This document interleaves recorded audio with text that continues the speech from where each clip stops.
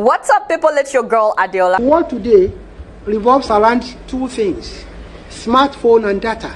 My friend, what is your problem? Do not get ahead of me. Did anybody send you? And the young ones we are talking to don't even watch television, don't listen to radio, you don't read newspapers. Look at Ogalai, in case you're watching, sir. How are we supposed to watch television when there is no light? Every day is up NEPA, down NEPA. 5 years of your government, you could not fix electricity even though you promised that you would. And when the technology to be able to shut down at will, social media will become a menace to the country's security. La Kuli, Ogalai, you want to shut down social media at will? The devil is a liar. You see, look at this. Okay, let me face it. Did he just know he did? No, he did not. Father, is he not the Minister of Information? The devil is a liar. Do you not know your job description? I don't understand. The Nigerian government, they like to hire people. They don't tell them their job description. Then he doesn't even know what his job is. Father, your office is supposed to disseminate information to the people. You're supposed to be our ears, you know. You're supposed to be the one to keep us informed. So for you to now be the one trying to censor information, my eyes are pushing me on your behalf. Then translate that to English. Obviously, your children are not able to get through to you. It's either they did not explain it very well, or maybe you have that kind of relationship where children are not allowed to talk or ask questions. Either way, it is very sad. But thank God that you have me. You know that I'm the only one that will tell you the truth. So it's okay, my father, please move closer. Let me talk to you. Do you not know that we, the people, that we are your employer and you are the employee? Adema. Do you not know that you are working for us, the people of Nigeria? And we are the ones, are we not the ones paying your salary? We are paying billions of naira to your office. No, so in fact, he himself said it. How much are we paying you, Ogalai? Under the 2020 personal emolument cost, the sum of 2,927,000,000 was appropriated. Jesus, 2.9 billion naira, not million. No, that is $7.6 million, just so that you could give us information. And we all know that for the last 5 years, all you've been doing is to lie, like lies upon lies. You know, as a matter of fact, in case you don't know, Alaji, this is why Nigerians are calling you Lie the Liar. Ben, that is what they say behind your back. But now you want to graduate from lying from both sides of your mouth. Now you want to take it to another level. You want to take it further by shutting down social media at will. Well, Alaji, Allah is in but what I don't understand is why you are intimidated by social media. Why exactly are you intimidated?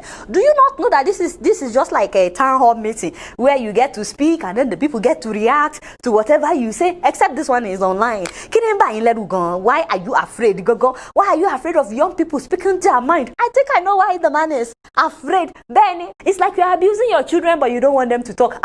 But you know, in this case, it is like you are abusing your employer. Then somebody employed you to work, they are paying you salary, you are abusing the person, but you don't want them to talk. You don't want Nigerians to talk. Electricity, no day. Good roads, no day. Your government came with so many promises. Not only have you not fulfilled your promises, but do you know how many people have died since your government came in? You've had the most irresponsible government in Nigeria, but you don't want us to talk. You don't want young people to express their mind on social media. You want us to bottle it inside. Who are you to tell us what to say and what not to say? With due respect, Alaji, you cannot take away our right to speak our mind. You cannot. And I'm not abusing you, Uncle. Say you understand. You cannot take away our right to express ourselves. We have no national policy on social media. We need one. My friend, shut up. What is wrong with you? Not you, Alaji. Call it the wall. If you go to China, sir, we were together in China, sir.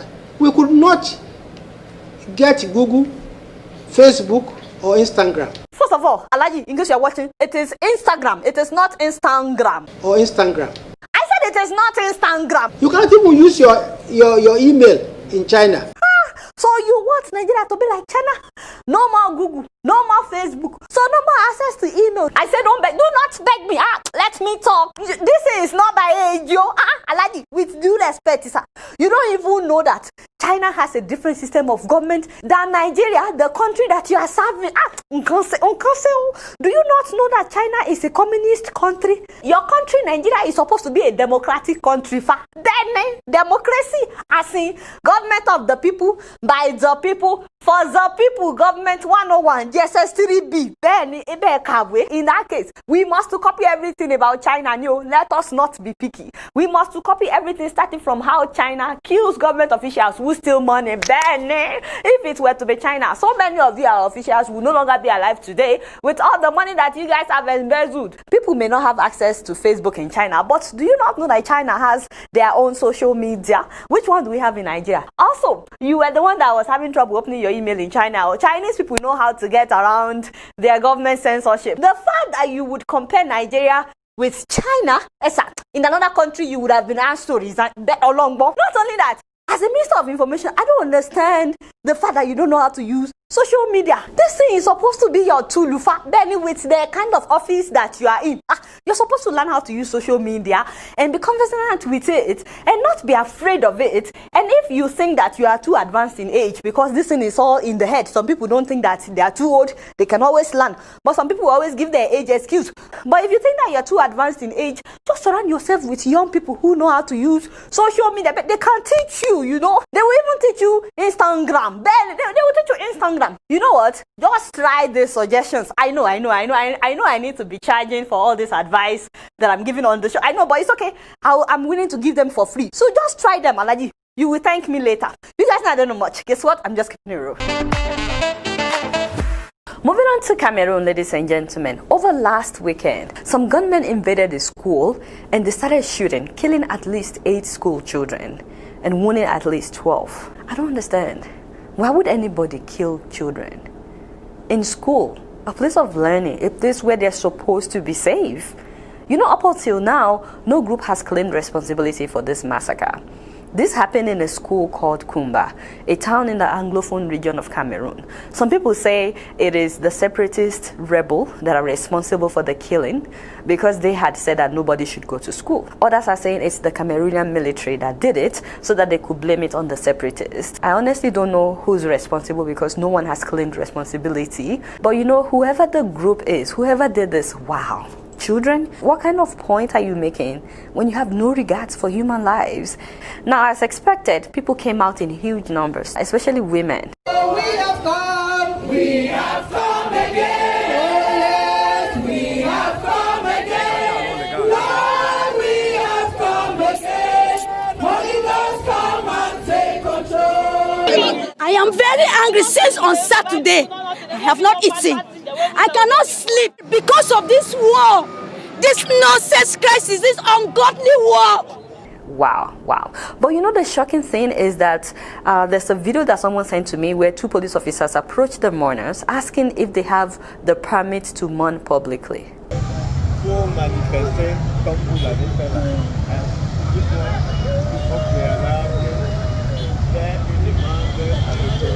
Une demande pour pleurer les enfants, ma. Une demande pour pleurer les enfants, ma. Can you imagine? Cameroon, what the heck? So now people need permission to mourn? Now, you may be wondering what the government of Cameroon has done or said since the shooting of these kids. Well, the Minister of Territorial Administration, that is Mr. Atanga Unjipol, he's the one that has been talking, and this is him at a press conference on the killing of the kids. This minister said this. The government has legitimacy over defense. Monopoly over violence is the government. That is why you have the military with the gun. The monopoly over violence. Wait, what? The government has legitimacy over defense. Monopoly over violence is the government. What is he saying? Is he saying that the government has monopoly over violence? Monopoly over violence is the government. Wow. Again, wow. But he didn't stop there. The man decided to quote the Bible. I can quote it all the time. Open your Bible and see Romans 13, 1-5. That power comes from God, and all those who have authority, they come from God. President Paul then said of state, because God said, You are the head of state. Okay, so God was the one that said Paul Biya will be president of Cameroon for the last 38 years, minus the 7 years that he was prime minister before that. That is 45 years in office, and you have the guts to say that it is God's will. Why is he even quoting the Bible? Is he a pastor? I thought he's a minister. Why not just stay in his lane? I thought he's the minister of territorial administration, and it's not as if he cares about this student. I mean, I saw the video where he was talking about the killing of this student, and he didn't even know the division where it happened. In Fako division, after the gruesome assassination, Meme division, after the gruesome murder. You see what I'm saying? Now go back to that video, quoting the Bible. Okay, seriously, you were quoting the Bible for us about how it is God's will for Paul Biya to be president of Cameroon. The devil is a liar. You are the head of state. Objection. Raise it up, raise that up. I heard objection. Before this court and you speak everything, but I want to make you to know that there is a God in heaven that watches everybody. Oh, Father, yes. Thank you, my mother. What? A woman stood up in the audience and challenged the minister. It's a new day in Cameroon. And you know, I love the fact that it's a woman. And the Bible said that, he said the Egyptian that we see today. I want to say shame on the president. I want to say shame to all of us. We have failed. Everybody, they were all sitting there as this man was misquoting the Bible to support dictatorship in Cameroon. Can you imagine? It was a woman that stood up. Thank you, my mother. In case you are watching, we appreciate you. I heard this has caused a wave in Cameroon. The people are happy that this woman spoke out and that more women are now speaking out in Cameroon. I called a Cameroonian friend of mine and he said that this has never happened in Cameroon. For someone to publicly challenge a government official. My Cameroonian people, is this true? Anyway, as expected, the woman was arrested, but she has been released, thank God. Viewers all over the world, are they fine? No problem. They arrest me for city council. So, but then she said that they were protecting her. But not because they not be arrest me. They were just protecting me. The military were just protecting me. They never harmed me. They never do anything. Okay, I don't know. But she said that they begged her to stop talking. So they were even begging me that they will be the one way they will beg me, say, maybe I not talk again. I just hope that they protect this woman. Now, she also said that it wasn't her that was speaking, that it was the Spirit of God in her. I was under the influence of the Holy Ghost. The Holy Ghost wanted to pass a message to the people in the government. Okay, thank you, my mother. But either it was you or not, we appreciate what you did. You know, we'll keep you guys posted on what happens. But for now, we still don't know who was responsible for the killing of those kids. But I look forward to hearing from Cameroonians because I'm sure they know what I don't know. You guys know I don't know much. Guess what? I'm just keeping it real. Moving on to Ethiopia, ladies and gentlemen, please move closer. Trump has caused wahala, as in big trouble.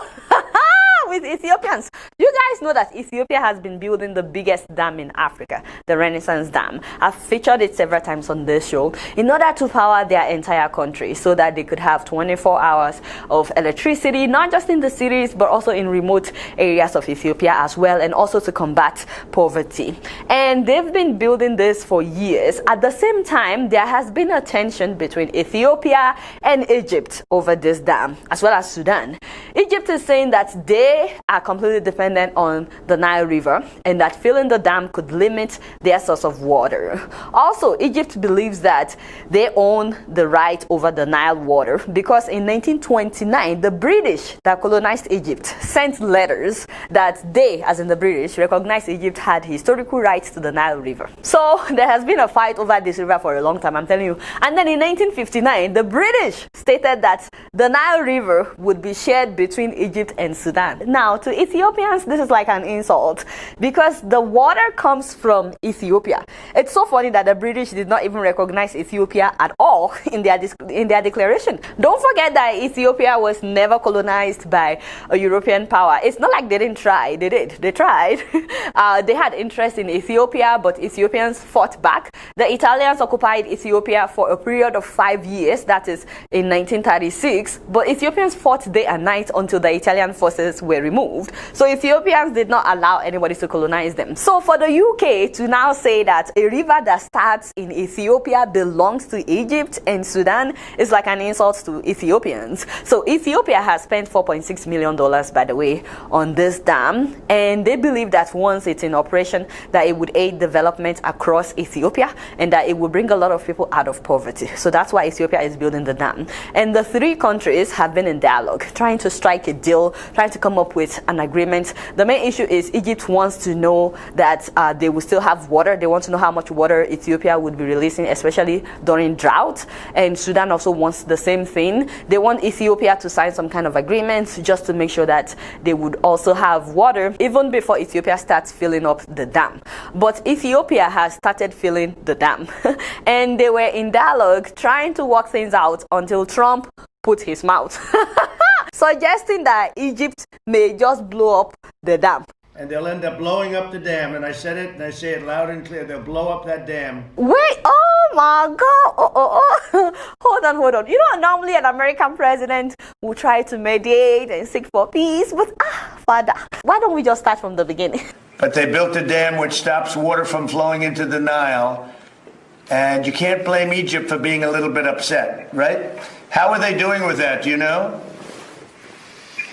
Well, I think they need a lot of help to resolve it. Yeah, I was actually talking to Sudan, baby. Talking to the chairman, talking to the prime minister. What is he talking about? Oh my goodness. I mean, does he not know that the origin of the water is Ethiopia? Oh my God. And we've cut off all payment and everything else to Ethiopia. It was terrible. We were all set to sign a deal. It was negotiated for 5 years. What deal is he talking about? He wants Ethiopia to give up its rights because the UK says that the water belongs to Egypt. So the US cut its aid to Ethiopia because they built the dam. How's that fair? The US cut $130 million in aid to Ethiopia because Ethiopia is trying to get itself out of poverty. And I'm telling Egypt the same thing, by the way. You know, because they could have stopped it. They should have stopped it long before it was started. I said, how do you let it get built? And then you say they have a dam. Egypt should have stopped Ethiopia from building a dam in its own country. They built the dam in Ethiopia. It's not as if they went to Egypt to build the dam. The dam is located in Ethiopia. Now, Ethiopians are mad that Trump would suggest that Egypt may blow up their dam. They believe that Trump is encouraging a war between the two countries instead of mediating for peace. And guess how they responded? Ethiopia's parliament has called President Trump's remarks irresponsible and says no force can stop it from completing the dam. Father, what? They called his comment irresponsible. Ooh. And then they summoned the US ambassador to Ethiopia to clarify what Trump said. Ethiopia's Ministry of Foreign Affairs summoned the US ambassador to seek clarification on Trump's remarks.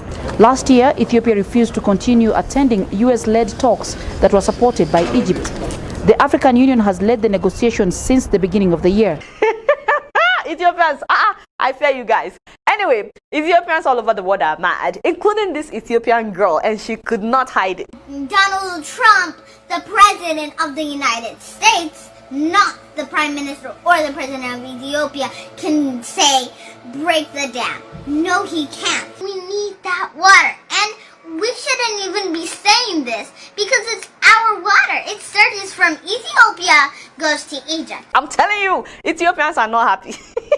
And they're not afraid of Trump. I really would love to hear what you guys think about this, though. You know, I wish that I could hear not just from Ethiopians, but also from the people of Sudan and Egypt as well. I personally would like all three countries to reach some kind of peace agreement because I want all of them to benefit from this dam. I heard that it could also supply electricity to Sudan as well. I believe that we should be thinking more and focusing more on the advantages of this dam and what this dam could bring, the positive things that the dam could bring to the whole of Africa. But at the same time, I keep wondering if Egypt were to be the one building the dam, would the US seriously have a problem with that? Also, I don't think it's fair for America to cut aid to Ethiopia. That's like saying you have to do what we tell you, otherwise we will take away your aid. Which is another reason why it's so important for African countries to stop depending on aid. Like seriously, I'm actually proud of Ethiopians that they are not faced by America cutting their aid. Let me know what you guys think about this. You guys not know much. Guess what? I'm just keeping it real. And speaking of Trump, move closer. The Sunday after the shooting at Lekki Gongo, Living Christ Mission Church in Onitsha, that is Anambra State, decided to march in support of US President Trump ahead of the coming American election.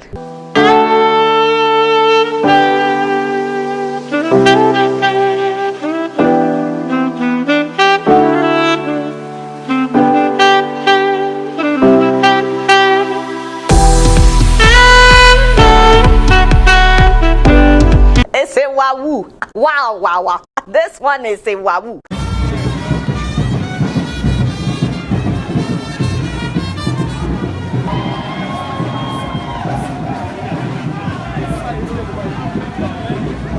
I'm telling you, no be small, you know. They printed t-shirts, face cap, they made all kinds of banners, they bought American flag, they had the band and everyone marching around town. This is happening in Onitsha. See, me, I have no problem with people supporting whoever they want to support in another country's election, whether they can vote or not. I have no problem with that. But for them to now go all out like this for Trump made me wonder, and hopefully you guys can help out your girl. Maybe you guys can help me. What do some Nigerian pastors tell their church members about Trump and the coming US election? What are they telling them? Because I'm so confused. I feel like maybe there's something that they know that those of us living in America don't know. My dear, did this church march in support of the NSAS movement? You don't know. Of course you don't know. But you know, maybe they did. President Trump, the Lord answer you in the day of trouble. President Trump, may Jehovah, may God Almighty remember all your offerings. Don't we have enough problem in Nigeria?